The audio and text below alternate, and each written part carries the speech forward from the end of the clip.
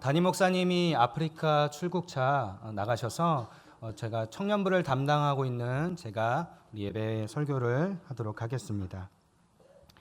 사람에게는 누구나 여러분 때가 있습니다. 여러분에게도 때가 있고 저에게도 때가 있습니다. 그리고 이 때는요 굉장히 소중히 여겨야 합니다. 사람의 뇌는 엄마가 아이를 베고 그 벤 이후로 3개월에서 4개월 안에 이 뇌의 모든 모양이 갖춰지게 된다고 합니다. 만약에 그 때를 잘못 보내게 되면 나중에 뇌의 기능에 문제가 생기는 것이죠. 청소년 시기에는 13세에서 18세 혹은 늦게에는 20세까지의 시기에 몸과 키가 자라게 되고 그 이후로는 성장이 멈추게 됩니다. 물론 저희 어머니가 제 나이가 지금 38이거든요. 아직도 제 어머니 핸드폰에 제 이름이 크게 될 놈으로 아직도 돼 있습니다. 제가 성장판이 닫힌 지가 20년이 지났는데 아직도 그렇게 기록하고 있는 것이죠. 저희 어머니의 마음이 너무 좋잖아요. 어머니의 마음이 아무리 간절해도 그 때를 놓치게 되면은 잘할 수 없는 것입니다. 세상에서는 이 때를, 이 중요한 시간을 골든타임이라는 단어를 써서 사용합니다. 긴박한 사건이나 사고가 발생했을 때 인명을 구조할 수 있는 시간을 지칭하는 말입니다. 예를 들어서 이 비행기가 비상사태가 발생했을 때 승객들을 90초 안에 밖으로 내보내야 합니다. 그리고 누군가 길을 가다가 쓰러져서 심장이 멈췄다면 4분 안에 심폐소생술을 해야지 그 사람이 살아날 수 있습니다. 어떤 시간이 더 이상 지나가면 살릴 수 있는 기회가 없는 것을 가리켜서 골든타임, 황금의 시간이라고 말하는 것이죠. 그러나 여러분, 우리 인생에도 골든타임이라는 것이 분명히 존재합니다. 성경에서 하나님이 이 땅에 예수 그리스도를 보내실 때는 더 이상 미루실 수 없는 구원의 골든타임에 우리가 그리고 이 세상에 처해 있기 때문이었습니다. 우리가 부유하건 가난하건 또 건강하건 그렇지 않건 모든 인간에게는 하나님의 구원이 필요했습니다. 그래서 자기의 천사들을 보내거나 능력을 발산하신 것이 아니라 자기의 사랑하는 아들을 보내신 것입니다. 오늘 우리가 읽은 말씀에서는요, 인생의 골든타임에 처해 있는 한 사람이 등장합니다. 여러분, 이 사람의 상황과 환경이 얼마나 급했는지 예수님은 제자들을 재촉하셔서 급히 배에 오르십니다. 누가복음 8장 22절에 하루는 제자들과 함께 배에 오르사 그들에게 이르시되 호수 저편으로 건너가자 하심에 이에 떠나라고 되어 있습니다. 여러분, 여기서 나오는 거라사 지역은 이방인들의 영토입니다. 그걸 어떻게 알 수 있냐면 오늘 본문 읽다 보면 여러분 동물이 하나 등장하는데 혹시 뭔지 아십니까? 네, 소가 아닙니다. 네, 돼지입니다. 유대인들은요, 이 돼지가 부정하다고 여기기 때문에 이것들을 사육하지 않습니다. 우리 부목사님들 친구 중에 터키에 선교사님이 계시는데요. 터키도 무슬림 지역이에요. 그래서 이 돼지고기를 먹을 수가 없는데 이게 우리가 누굽니까? 한국 사람 아닙니까? 돼지고기가 너무 먹고 싶은 날이 있는 거예요. 그럴 때 어떻게 하냐고 물어봤더니 거기서는 구할 수 없대요. 이거 부정하니까. 어떻게 하냐면 이 건너편에 배를 타고 가서 밤모섬이라는 곳에 갑니다. 거기 그리스 영토기 때문에 거기서 돼지고기를 사와서 여기서 먹는다라는 것이죠.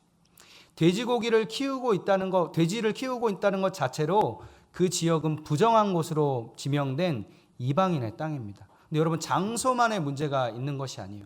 예수님이 그 땅에 가시는데 아주 위험한 상황에 처해 있기도 합니다. 누가복음 8장 23절 행선할 때에 예수께서 잠이 드셨더니 마침 광풍이 호수로 내리침에 배에 물이 가득하게 되어 위태한지라. 부정한 돼지들이 가득한 이 금단의 땅에 들어가는 것은 물론이고와 생명의 위협에 광풍이 부는데도 예수님이 이 지역을 들어가겠다고 결단하시고 들어가십니다. 예수님 왜 이 지역에 그렇게 들어가려고 하실까요? 그 이유를 오늘 성경 26절에서 27절에 이렇게 기록하고 있습니다. 그들이 갈릴리 맞은편 거라사인 땅에 이르러, 우리 27절은 같이 읽을까요? 예수께서 육지에 내리심에 그 도시 사람으로서 귀신 들린 자 하나가 예수를 만나니 그 사람은 오래 옷을 입지 아니하며 집에도 거하지 아니하고 무덤 사이에 거하는 자라. 예수님이 이렇게 급하게 움직이신 이유는요, 삶의 문제에 매여 있는 자들을 자유케 하시기 위해서 떠나신 것입니다. 오늘 나오는 이 사람은요, 처음부터 귀신 들렸던 사람이 아닙니다. 오늘 성경에 보면 도시 사람으로 기록하고 있잖아요. 그 말은 뭐냐면 실제로 예전에는 우리와 똑같이 그 도시에서 생활을 했던 사람입니다. 근데 무슨 이유에선가 그 사람이 귀신이 들린 것이죠. 그 귀신이 들리자 그 사람에게 증상이 나타나기 시작합니다. 똑같은 본문인 마가복음 5장에 보면 이 사람이 이렇게 변했다고 나와 있습니다. 자기 몸을 상하게 하고 소리를 치고 뛰어다니고 또 누구도 제어할 수 없었다라고 말합니다. 제가 중등부 사역할 때 이 중등부 사역자들끼리 모여서 성경 공부를 하면요, 어디서 많이 본 사람이라고 저희들이 얘기했습니다. 우리 중등부 애들하고 너무 똑같이 자기 몸을 상하게 하고 소리치고 뛰어다닌다고 말한 것이죠. 우리 아이들은 이 성장기이기 때문에 그렇지만 이 사람은 지금 귀신이 들렸기 때문에 자기의 몸을 자기가 제어할 수 없었던 것입니다. 그리고 집에 거하지 않고 무덤 사이에서 지내고 광야를 뛰어다닌다고 말하는 것은 아마 그의 가족조차 그를 버렸던 것 같습니다. 가끔 정신이 돌아오긴 하지만 그를 사로잡고 있는 귀신 때문에 아무 소용이 없었습니다. 지금 이 사람은요, 아무리 자기가 노력하고 시도하고 결단해봐도 도저히 자신의 인생의 문제에서 벗어날 수 없었습니다. 예수님이 그의 인생에서 그를 자유케 하시기 위해서 지금 가신 것입니다. 예수님이 그에게 다가가자 그 안에 있는 귀신이 예수님을 알아보고 소리쳤습니다. 그리고 이렇게 요청하는 거예요. 예수님, 저를 무적행으로 보내지, 그 지옥으로 보내지 말아 주십시오라고 요청을 했습니다. 예수님이 그 이야기를 듣고 그의 이름을 물어봅니다. 여러분, 이 성경에서요, 이름을 물어본다는 것은 굉장히 중요한 것입니다. 하나님의 이름을 물어보는 것, 하나님 사람들의 이름을 지어주는 것은 분명한 이유가 있는 것이죠. 이름을 물어보는 그 질문의 귀신은 자기의 이름이 군대라고 말합니다. 이 군대라는 이 단어는요, 그 당시에 로마 군대들 한 5천 명에서 6천 명이 모여있는 군대의 모임을 이 단어를, 똑같은 단어를 사용했습니다. 그러니까 한 사람의 몸에 몇 명이 들어가 있는 거죠? 몇 귀신이? 5천 명에서 6천 명의 귀신이 그에게 들어가 있는 것입니다.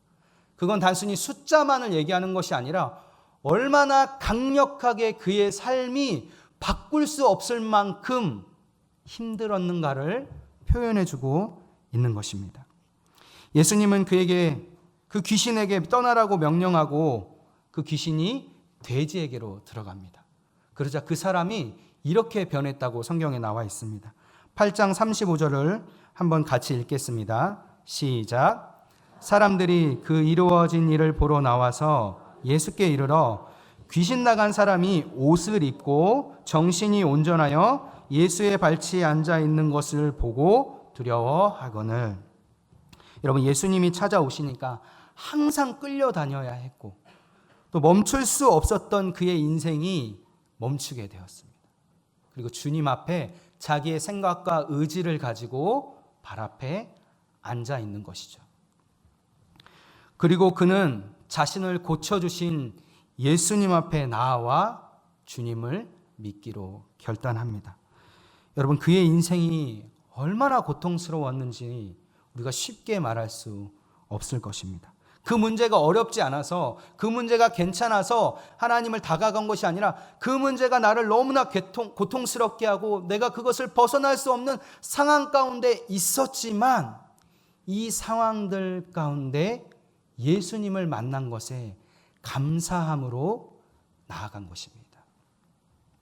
사랑하는 여러분, 이것이 은혜 아니겠습니까? 예수님을 믿으면 여러분, 주님이 우리를 고쳐주시고 인도하여 주시고 우리의 삶을 선하게 이끌어 주실 것입니다. 믿으십니까? 이 정도의 이 발성으로는 여러분 아직 부족하십니다. 하나님이 여러분을 선하게 인도하시고 상황과 환경 가운데서도 여러분을 붙들어 주실 것이라 확신하십니까? 아멘. 네, 아멘입니다. 하나님이 우리를 그렇게 인도해 주실 것입니다. 근데 여러분, 우리의 상황이 변화가 더딜지라도, 또 어쩔 때는 그 상황이 해결되지 않을지라도 우리는 주님의 발 앞에 머물 수 있습니다. 왜냐하면 그 주님이 우리의 상황과 환경보다 크시다는 걸 신뢰하기 때문입니다. 성경에선 그것을 믿음이라고 해요.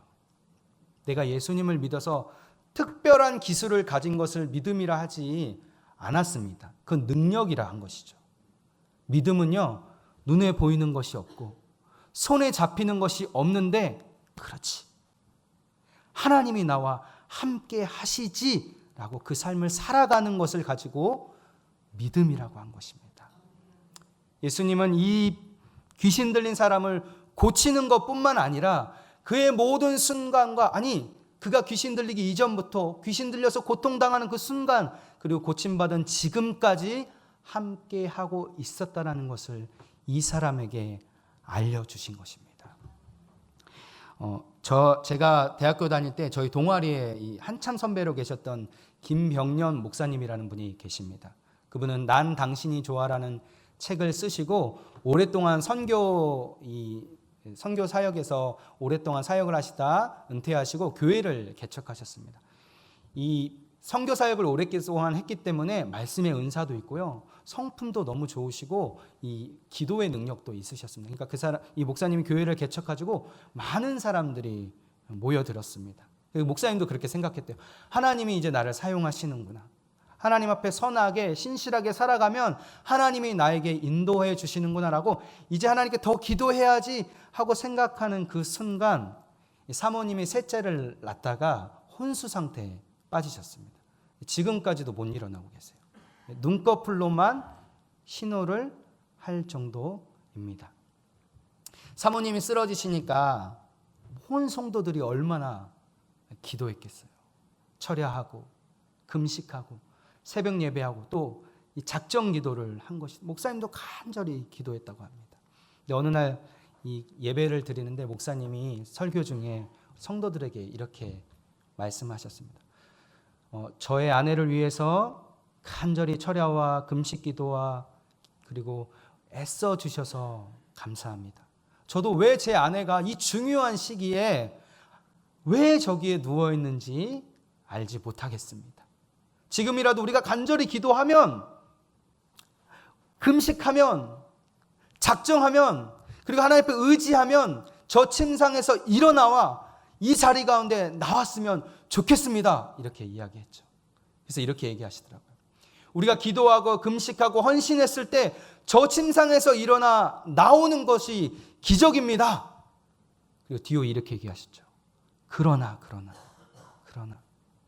우리가 간절히 기도하고 금식하고 철야하도 저 침상에서 제 아내가 일어나지 못해도 그래도 내가 하나님이 여전히 하나님으로 믿어지는 것, 그것이 더 큰 은혜입니다 라고 고백하셨습니다. 귀신이 떠나가고 여러분, 돼지가 물에 빠진 것도 기적이죠.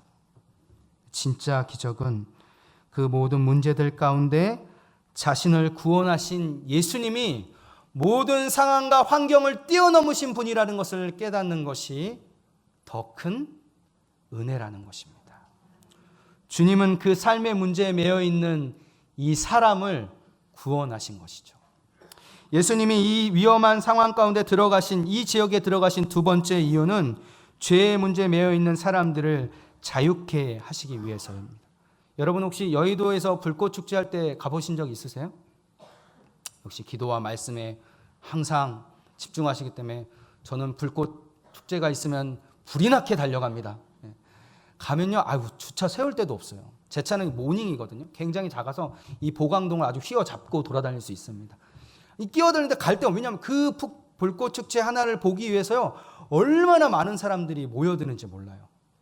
그리고요, 그거 터질 때마다 사람들이 환호를 하고 그걸 영상으로 사진으로 찍어내려고 합니다. 여러분, 귀신 들렸던 사람이 온전케 되고 돼지 워터파크가 열린 거예요. 돼지가 물에 빠지면서 막 뽕뽕 터지고 여러분 5천 마리 정도의 돼지가 물에 빠지는 이 광경 보기 쉽지 않습니다.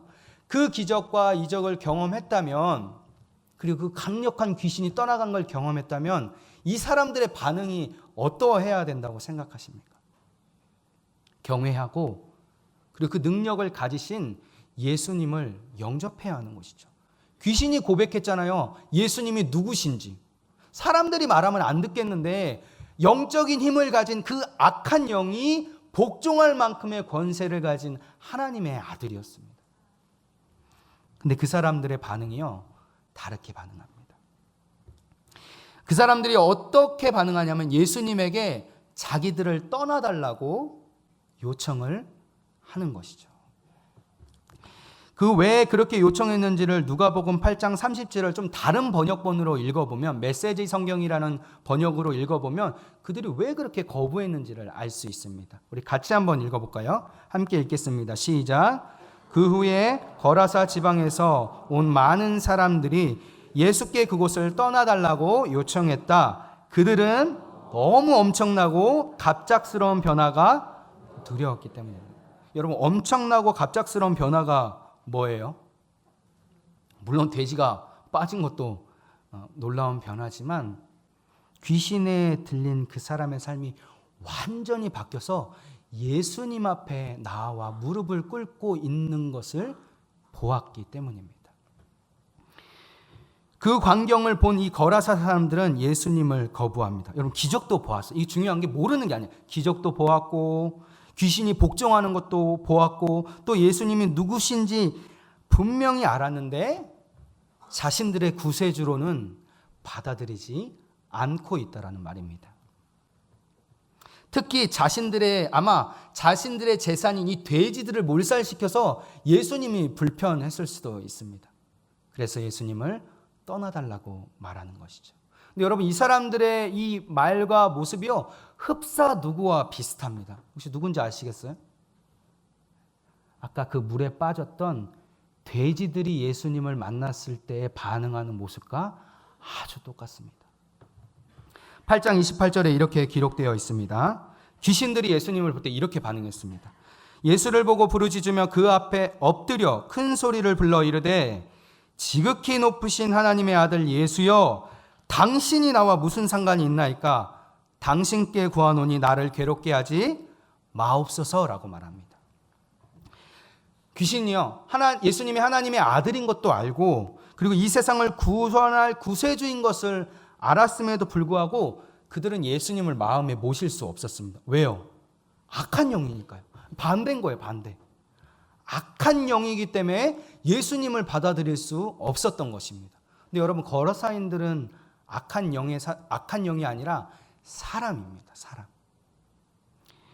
거라사인들은 귀신도 아닌데도 불구하고 예수님을 영접하지 않아요. 귀신의 고백을 통해서 예수님이 누구신지, 어떤 능력을 가졌는지, 여기에 이 땅에 왜 오셨는지를 분명히 알고 있음에도 불구하고 자신의 삶을 이 거라사 광인처럼 드릴 수가 없었던 거예요. 왜요? 자기 인생은 자기 거니까. 여러분, 그게 성경에서 말하는 죄인입니다. 이 죄라는 게 나쁜 일들을 하는 게 죄가 아니에요, 여러분.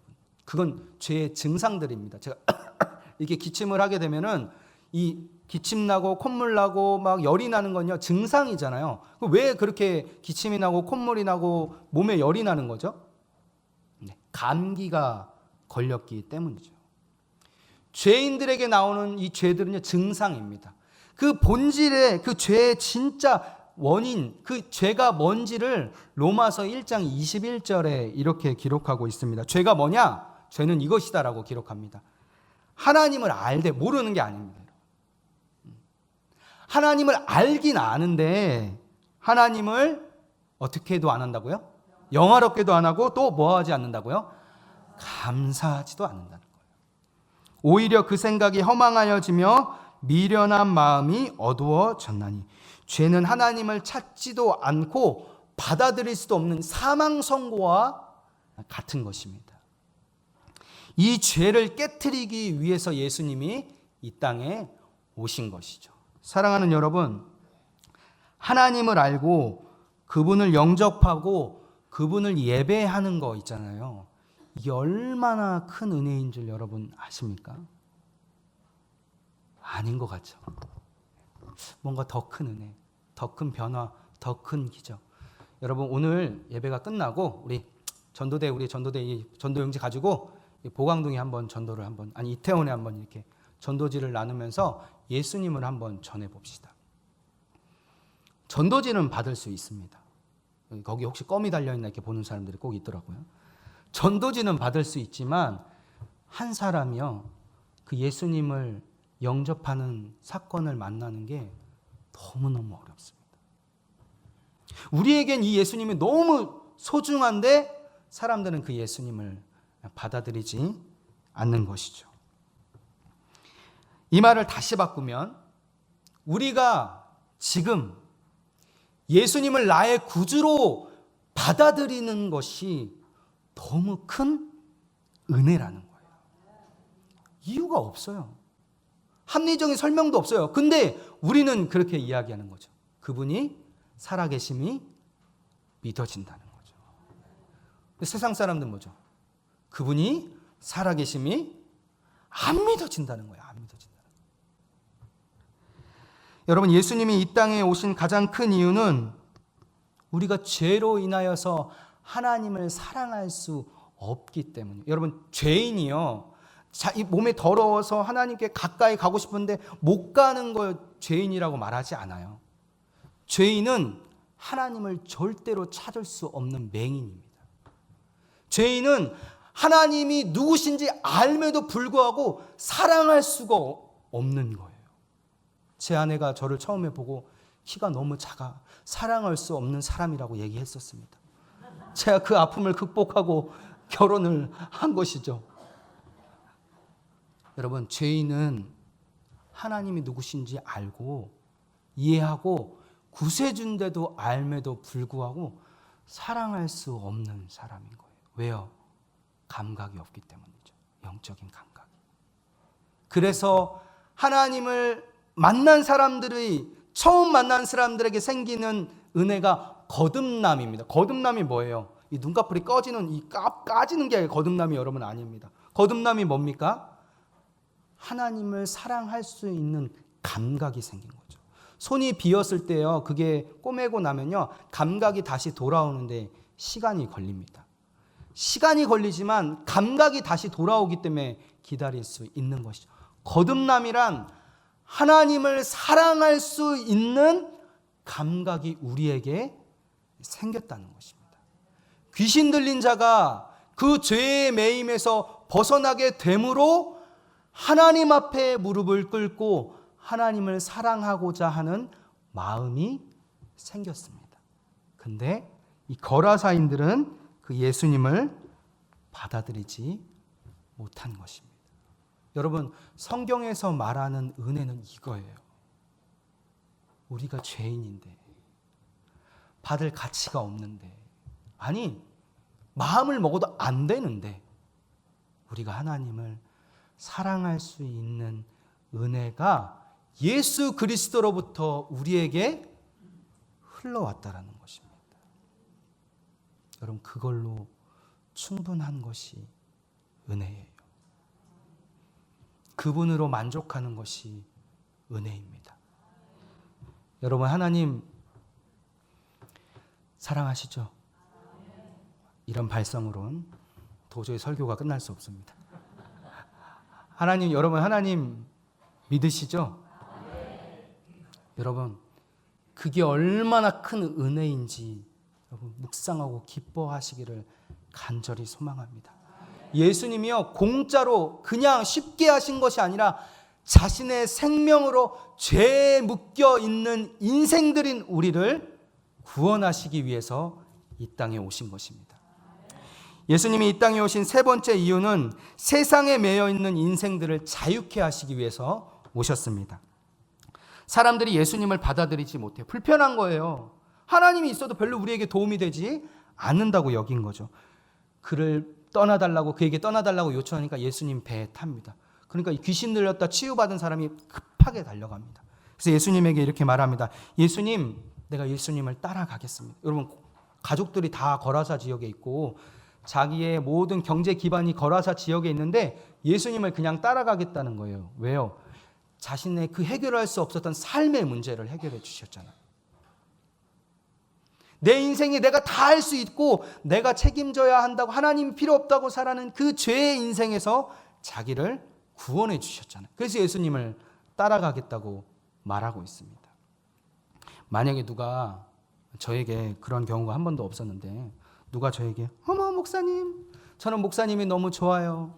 눈도 너무 좁쌀만하고 그래서 너무 좋고 키도 난쟁이 똥자루 해서 너무 좋아요. 그래서 목사님을 따라가겠어요. 그 말은 살짝 기분이 나쁜데 어쨌든 따라가겠다니까 한다면 저는 받아들이겠습니다. 너무 좋을 것 같아요. 근데 자기를 따라가겠다고 말한 이 사람에게 예수님은 따라오지 말라고 명령하십니다. 그리고 이렇게 말씀하십니다. 8장 38절에서 39절 말씀입니다. 귀신 나간 사람이 함께 있기를 구하였으나 예수께서 그를 보내시며 이르시되 집으로 돌아가 하나님이 내게, 우리 같이 한번 읽어볼까요? 어떻게 큰 일을 행하셨는지를 말하라 하시니 그가 가서 예수께서 자기에게 어떻게 큰 일을 행하셨는지를 온 성내에 전파하니라. 삶의 문제 해결된 너가, 죄의 문제에서 자유케 된 너가 이제 그 은혜를 세상에 전하는 자가 되라고 말씀하시는 것입니다. 여러분, 잘 기억해야 될 게, 이 사람에게 세계상으로 나가라고 할 때 어떤 기적을 일으키거나 능력을 할 수 있는 기술을 주지, 은사를 주지 않으셨어요. 근데 그냥 나가라는 거예요. 세상 사람들과 똑같이 삶을 살아가지만 똑같이 돈을 벌고 밥을 먹고 차를 타고 일을 하고 생활을 하고 직장 생활을 하고 치이고 모든 그 삶을 살아가지만 다른 삶의 방식으로 살아가는 것을 보여주라는 거죠. 왜? 주님을 만났기 때문입니다. 예수님이 이렇게까지 이 사람을 고치시고 회복하시고 선포하신 이유는 우리는 하나님에게 붙들리지 않을 때 세상에 매여 종되어 살 수밖에 없다는 것을 아셨기 때문입니다. 그래서 이 사람을 부르셔서 그 증거를 보여주시는 거죠. 하나님에게 온전히 매일 때에만 세상에 매이지 않고 똑같이 살아가지만 세상에 매이지 않은 하나님의 사람이 될 수 있느니라 라고 말씀하신 것입니다. 그래서 여러분, 오늘 말씀이 시작되는 이 누가복음 8장은 이렇게 시작합니다. 8장 1절, 그 후에 예수께서 각 성과 마을에 두루 다니시며 하나님의 나라를 선포하시며 그 복음을 전하실새 12 제자가 함께 하였고, 여러분, 이 땅에 오셔서 하나님의 나라 복음을 선포하시자 기적과 이적이 일어났습니다. 여러분, 하나님의 나라 복음이 무엇입니까? 그것이 무엇이길래 이런 기적과 이적이 일어나는 거죠? 여러분, 복음은, 하나님의 나라는 삶을 변화시키는 능력이 있는 것입니다. 자유하게 되는 그 능력이 이 복음 안에 있는 거예요. 나를 묶고 있고 나를 괴롭게 하고 우리의 인생을 짓누르는 것이 무엇이든 간에 그 복음이 선포될 때 나의 아픔, 슬픔, 고통, 두려움, 아니 나의 인정, 돈, 명예, 성공, 그 모든 것들의 매임에서 자유케 하는 것이 복음의 능력이라는 것입니다. 치유는 그 중에 하나인 거예요. 여러분, 화장품 가게 가면 샘플 화장품 받으시죠? 물론 평생을 샘플 화장품만 쓰시는 분도 제가 보긴 했는데, 샘플 화장품을 왜 나눠주죠? 화장품 가게에서? 네? 더 많은 샘플을 가져가세요라고 해서 그걸 나눠줍니까?